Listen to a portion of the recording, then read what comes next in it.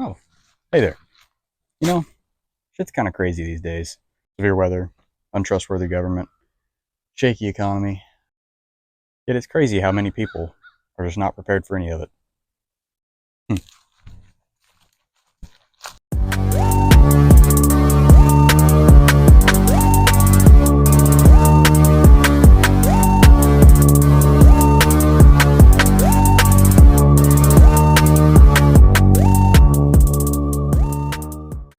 What's going on, guys? Welcome back to PewTube. So today we are going to get off into some prepping stuff. Main thing I want to talk to you guys about is some emergency food. So without further ado, let's get into it. So something you might consider if you are trying to build a bug out bag for emergency situations, things like tornadoes, hurricanes, power outages, government collapse, things like that, they're all possible to happen.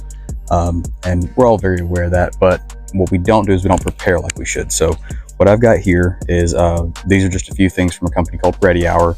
I bought these with my own money. This is a Faraday bag, so this blocks all cell signal.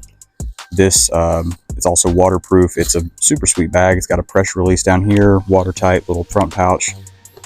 And then inside of the big bag, you get a small bag where you can drop your phone in, and it does in fact block cell signal. I have tested it and it works. Here we have a water bottle. This is meant to filter out pretty much everything. Makes it to where it's basically like a Brita bottle, but it's from Aquamira.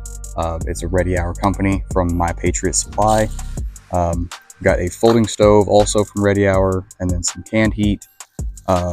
Instafire, which is another one of their companies as well. Lighter.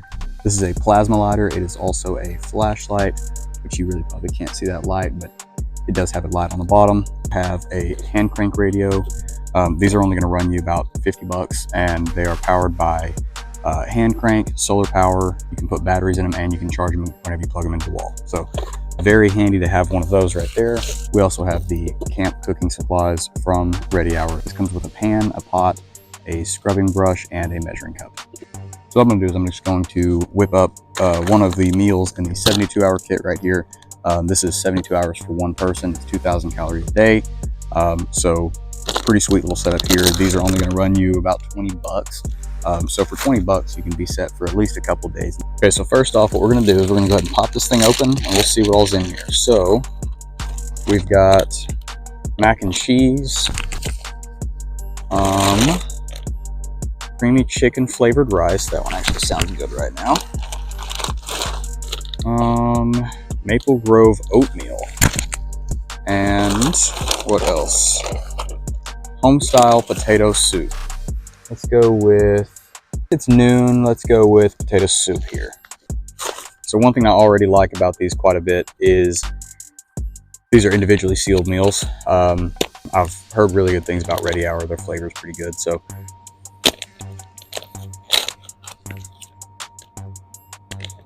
that smells really good. What I'm probably going to do is I'm probably just going to do half a pouch. All right, so I've already got all of the Instafire fire starter poured down in here. So now what we'll do is we'll just go ahead and get that lit like this. And there we go, it's lit.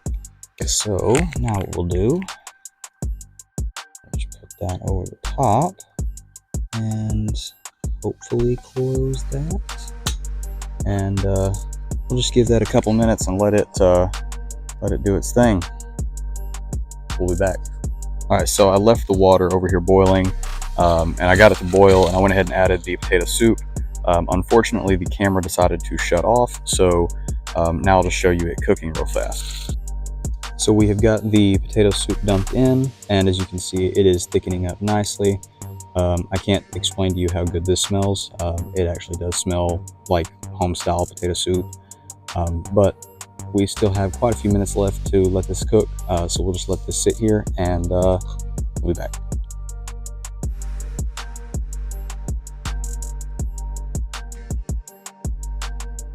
All right, so we are back. It has been about 15 minutes of just constantly stirring it, keeping up with it.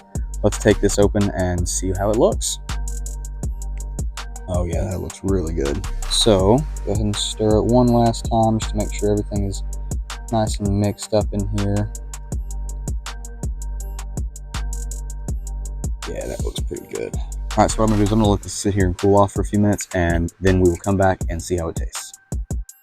All right, so it's been a few minutes. It's cooled off a little bit. It's still really hot, but better to eat potato soup whenever it's warm than cold. So we're gonna jump right in, give it a taste, and see if it's any good.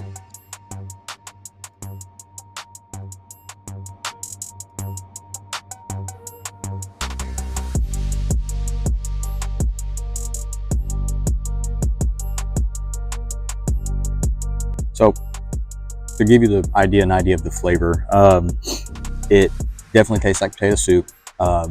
Just very low salt potato soup, if that makes sense. It's not very salty, which is good, especially in a survival situation. It does have really good flavor. The potatoes on mine aren't completely done. That's probably due to a temperature issue. Red Wasp, you're gonna die. Come back over here. Oh, come on. Let me get you some. So the flavor's good.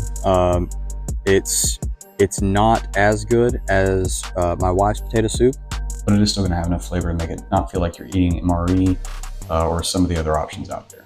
So as far as things you might consider when getting some emergency food are things like the price, the shelf life, and of course flavor. Now, why should you care about flavor?